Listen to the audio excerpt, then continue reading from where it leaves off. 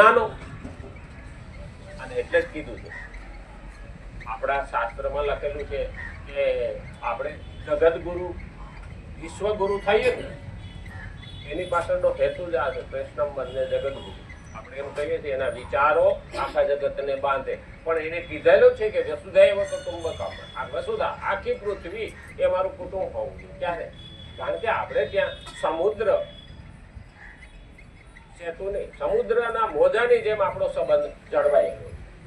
આપણે ક્યારેય pyramid type સંબંધ બાંધતા નથી. પિરામિડમાં શું હોય? એક ઈંટ દબાય ત્યારે બીજી ઈંટ ઉપર આવે એટલે નીચેની ઈંટ દબાઈ જાય. એ પછી એક ઉપર આવતું જાય પિરામિડ.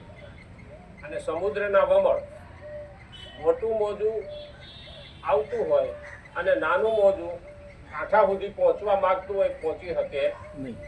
ત્યારે મોટું મોજું આવે, ગોદમાં લે અને કાંઠા સુધી પહોંચાડી દે. આપણે ત્યાં આ જ સમુદ્ર વમળ પ્રમાણે જીવન ચાલે. એટલે મોટો ભાઈ પૈસા વાળો હોય, નાના ભાઈને પોતાની ગોદમાં લઈને આગળ પહોંચાડે. નબળા વર્ગનો માણસ હોય એને સબળા વર્ગનો માણસ ગોદમાં લે, મદદ કરે ને આગળ લઈ જાય. આમ કરી કરીને એકબીજાને ઊભા કરે. અને વિશ્વ ગુરુ છે. ગુરુનું મહત્વ જ આ છે. અને એટલે જ કૃષ્ણએ સ્વીકાર્યું અર્જુનને ગુરુ પર. અર્જુનને કહ્યું હું તારો ગુરુ. અને ગુરુ આવે એટલે ગુરુની આજ્ઞા માનવી પડે.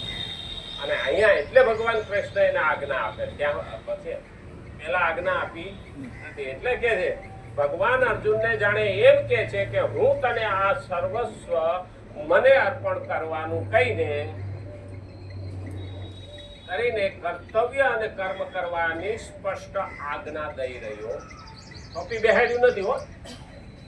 આ તારે આમ જ કરવું પડશે એમ ને. હું તને આજ્ઞા આપું છું તારે આમ કરવાનું. દાદાગીરીથી નહીં, સમજણપૂર્વક આમ કરવાનું છે. એટલે ઓર્ડર જ છે. હા, 20-25 વર્ષ લગ્ન થઈ જાય પતિ પત્નીના ભાઈનો આખું હાલે ને એટલે પછી 20-25 વર્ષ પછી ઘરવાળી એમ કે આપણે આમ કર્યું હોય તો એટલે ઘરવાળાનો ઓર્ડર જ આવી ગયો, એમ કરવું જ પડે. હા, થાય એક જણો તો 20 વર્ષ સુધી બે માણસ બાંધતા જ રહ્યા. લગ્ન 20 વર્ષ સુધી આ શાકમાં ઠેકાણું નથી ને ત્યાં રોટલીમાં ઠેકાણું નથી. બાજ બાજ બાજ બાજ કરે. 20 વર્ષ ત્યાં બાદ પછી છેલ્લે તો ઓલા ભાઈને કોઈ કીધું કે ગુરુ પાસે જાઓ તમને મજા આવશે. ગુરુ પાસે ગયું. હા, અને ગુરુને કીધું હાલ કે 20 વર્ષ ત્યાં કોઈ ઝઘડો બંધ નથી થયો ઘરમાં. તે કંઈક બતાવો તો કે તમારે છે ને બેનો 2-3 કલાક સુધી મહેનત કરીને રસોઈ કરી હોય ને તો તમારે પહેલા તો રસોઈના વખાણ કરવા જોઈએ. સારામાં સારી રસોઈ છે, શાક સારું થયું છે, રોટલી. અને પણ કે કપાળ કે રોટલી 20 વર્ષમાં કોઈ દિવસ વાંકા સૂકી મટી નથી. પણ કે રોટલી વાંકા સૂકી હોય પણ કાચી પાકી તો ન હોય તો ખાઈ જેવું બધું તો એમ વખાણ કરવાના. તરત કરી. હા, ભાઈ ને પાછું ગુરુ સમજાયું બિચારો બીજા મગજમાં લઈને આવ્યો આજ તો કરવું વખાણ. ઘેરે જઈને ખાવા બેઠો. મસ્ત દાળ થઈ છે. હું શાક બનાવ્યું છે. ત્યાં તો ભવાની પ્રગટ થયા રહોડામાંથી. હા, બાજુવાળા ધીરુભાઈ ને થાળી આવી એટલે હારી લાગે. મારી તને હારી નથી લાગતી. અરે ઓલા કે ભાઈ ગયા ના આજ જ વખાણ કર્યા છે. આજ જ કે બાજુવાળા ત્યાંથી થાળી એની દાળ મીઠી લાગવાની જ છે કે હું ગમે એવી બનાવું. એટલે ધ્યાન રાખવાનું. વખાણ કરતી વખતે પાછું જોઈ લેવાનું કે આપણી થાળી છે પારકી. એ તો પછી કેવો હોવા તો હોટલું એ ભલા. ભગવાન અર્જુનને એટલે જ આજ્ઞા આપે સર્વસ્વ મને અર્પણ કરીને કર્તવ્ય અને કર્મ કરવાની સ્પષ્ટ આજ્ઞા દઈ રહ્યો છું. આથી મારી આજ્ઞાનું પાલન કરવાથી તારે મુક્ત થવામાં કોઈ સંદેહ નથી. મારી આજ્ઞાનું પાલન કરીશ તો તને મુક્ત થવામાં વાંધો આવશે. આમ તો આપણે જે મહેનત કરીએ ને એ મુક્ત થવા માટે. આ ભવમાં મુક્ત થઈ ગયા તો આવતો ભવ મુક્ત થવાનો. આ ભવ જ તરવાનો છે. પર ભવની પછી વાત આવે. અત્યારે માણસ શું ચિંતા પર ભવ નહીં કરે. ભાઈ અત્યારે જુઓ પગ દાજે છે એની ઉપાધિ કરો. કારણ કે અત્યારે જે કરવાનું છે. પરંતુ જેમને હું આ પ્રકારે સ્પષ્ટ આજ્ઞા નથી દેતો તેઓ પણ જો આ મત મળેલાને પોતાનું ન માનીને કર્તવ્ય અને કર્મનું પાલન કરવાને અનુસરીને ચાલશે તો તેઓ પણ મુક્ત થઈ. હું તો અર્જુનને આજ્ઞા આપું છું, પણ બીજાને કહેતો નથી. પણ એ પ્રમાણે અર્જુન પ્રમાણે જો બીજા હાલ છે ભગવાન તો એને જરૂર મુક્તિ મળે. કારણ કે મુક્ત થઈ જશે એમાંથી. એ તો છે. આ પાછું એવું ન કરો તો કુંડલા જેવું. પેલા આમ કર્યું તો હું કરું એવું નહીં. હા, નહીં તો પણ ડોશી ટકો હતો કોઈ તો ટકો કરીને બહુ બેઠી લે બા કે તમે જાત્રામાં કઈ આવ્યા?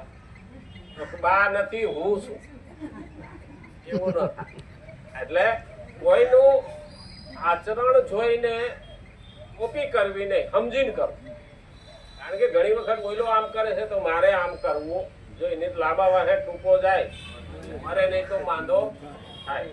એટલે પહેલું યાદ રાખવાનું. અને એટલે જ કરું કારણ કે આ મત જ એવો છે કે ચાહે મને માને કે ન માને, કેવળ આ મતનું પાલન કરવાથી જ મનુષ્ય મુક્ત થઈ જાય. આ મત એવો છે ભગવાન કે મને માને કે ન માને, ભલે મને ન માને. ભગવાને જો મને તું માને એવું નથી. અહીં ભગવાને શું કીધું? મને માને કે ન માને, પણ આ મત પ્રમાણે જો તું ચાલીશ તો તું મુક્ત થઈ જાય.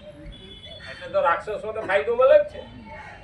રાક્ષસોનો ફાયદો મળે એનું કારણ જ એ છે કે અમુક અમુક સિદ્ધાંત પ્રમાણે એ લોકો ચાલે જ છે. એને એક વખત કીધું કે તારે તકલીફ ભોગવીને પણ તપ કરવાનું છે, તો એમાં એ પાછા પડે નહીં. ઊંધું ગાલી જ્યાં ભટકાઈ ત્યાંથી પાછો વળે ત્યાં સુધી વળે નહીં. અને આપણે કેવા નહીં સગવડીઓ ધરો. હા, એટલું અહીંયાથી થાય એમ છે તો હાલો કરીએ, નહીં તો હવે એટલું મૂકી દો ને કે કઈ વાંધો આવે. હા, ઘણે ઘણે અમારા ગામડામાં શું છે, દાળી આવતા નેંદામણ હોય ને અમુક પેલું કરે ને અમુક દાટી હતી માટી. એટલે પાછું 2 દાડા થાય એટલે પાછા દેખાય. એટલે એ પૂરું ન કરે. આમે આપણે ઘણી વખત છે પૂરું ન કરતા હોઈએ, પછી દાટેલું તો બહાર આવવાનું. હા, એમાં પ્રમુખ સ્વામી તો કહેતા કે પાપ કોઈ દી છૂટું રહેતું. આપણે કહીએ ને અમુક સ્વામી તો હું ગામડાના હતા, દસ્તાંત એવું જ આપે. એને હા ભરતા હોય ને તો દેશી ભાષામાં બોલે ને એવી સ્પષ્ટ રીતે બોલે ને એ કે તમે કુવામાં તળિયે જઈને સંડાસ કરો ને તમારે પેલા ઈ ઉપેર આવે. આશી વાત છે. ગંદકી તમારી છુપી રહેતી નથી. એનો કહેવાનો મતલબ હતો કે પાપ ઉપર આવ્યા વિના રહેતું નથી. આપણે ત્યાં એવું કહીએ છીએ કે પાપ પીપરે ચડીને કોઈ છુપું રહેતું નથી. અને એટલે જ કીધું છે મનુષ્યને મુક્ત થવું હોય તો પહેલા મારે એને વળગવું જોઈએ. ભગવાનનો મત જ વાસ્તવિક અને સર્વોપરી સિદ્ધાંત છે. ભગવાનનો મત. આજે કાલ મતદાન છે નહીં, એ મતમાં આમાં ફરક છે.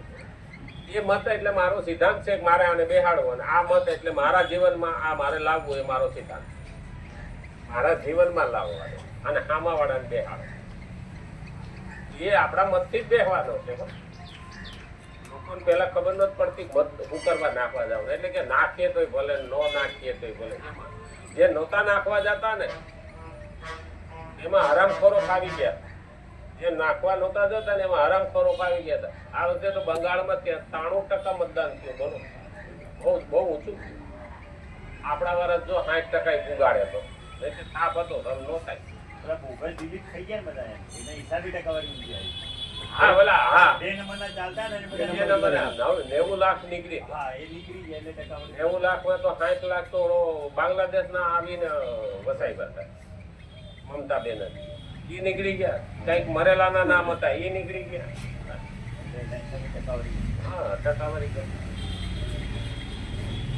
ભગવાનનો મત જ વાસ્તવિક અને સર્વોપરી સિદ્ધાંત છે, જેના અંતર્ગત બધા જ મતાંતર આવી જાય.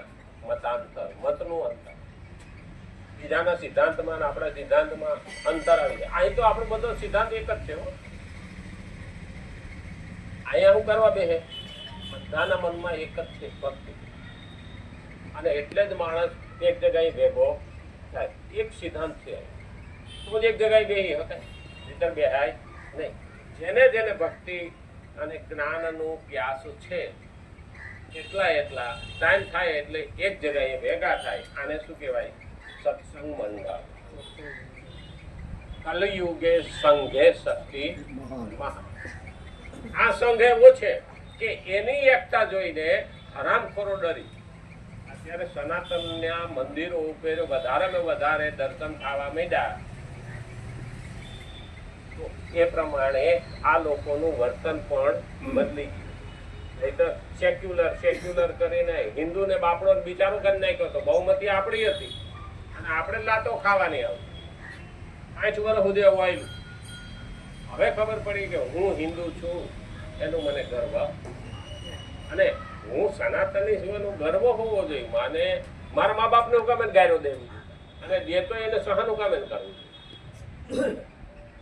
પરંતુ ભગવાન અભિમાન ન કરતા ખૂબ જ સરળતાથી અને નમ્રતાથી સિદ્ધાંતને મત નામથી કહે છે. ભગવાન અભિમાન ન કરતા. હા, મને તે ભાઈ કીધું તો ભગવાનને અભિમાન બહુ છે કે અહીં તો ભગવાન ના જ પાડે, અભિમાન તો કરતા જ નથી. એ કીધું તું ક્યાં જોઈ ગયું? તો કે 13મા અધ્યાયની અંદર ભગવાનને બહુ અભિમાન છે. તું ભક્તિ કર. આ મહત્વનું છે. આપણે આપણા છોકરાને લાકડી લઈને કહેતા હોય ભણવા જા, તો એનો મતલબ એવો થયો કે